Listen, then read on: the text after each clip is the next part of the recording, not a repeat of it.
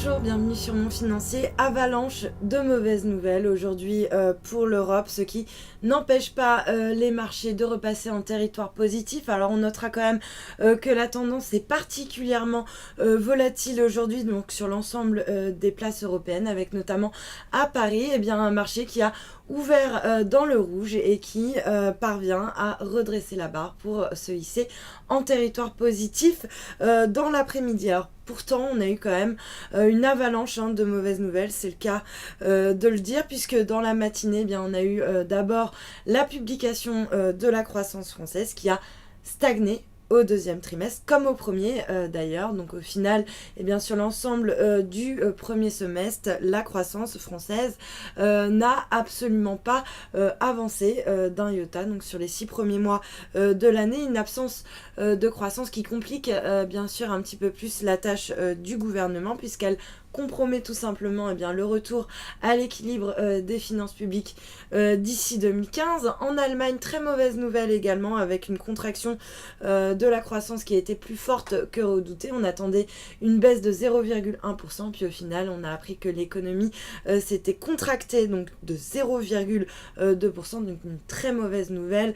bien sûr pour l'Allemagne, puisque elle constitue le moteur économique de la zone euro. Résultat, l'union monétaire, elle aussi, a vu sa croissance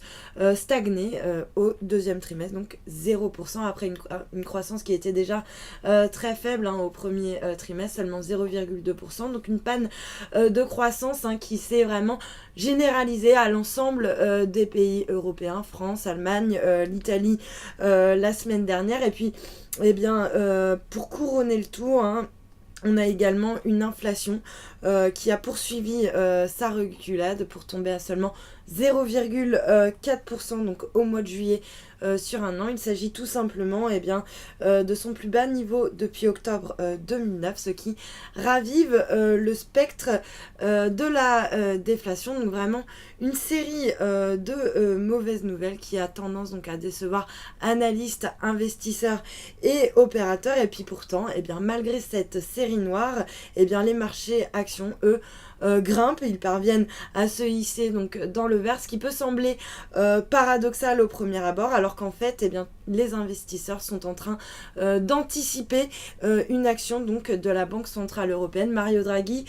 qui a sûrement regardé de très près tous ces chiffres et qui va devoir agir, en tout cas essayer de donner un petit coup de fouet à la fois à la croissance et puis à l'inflation en zone euro. Alors toutes ces mauvaises nouvelles en fait servent de prétexte tout simplement à la BCE pour qu'elle assouplisse encore un peu plus sa politique monétaire. C'est en tout cas ce que sont en train d'anticiper les marchés, sauf que avec tes taux directeurs qui sont déjà sur les plus bas historiques, seulement 0,15%, la BCE n'a plus de marge de manœuvre, en tout cas sur les taux, donc du coup elle va être obligée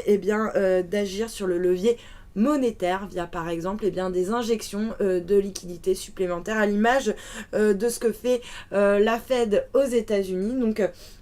des marchés qui anticipent un QE européen, donc ça se répercute à la fois sur l'euro qui est grimpé en flèche par rapport au dollar avant de finalement un petit peu se tasser. Ça se répercute également bien sûr donc sur les marchés actions, et puis un autre impact assez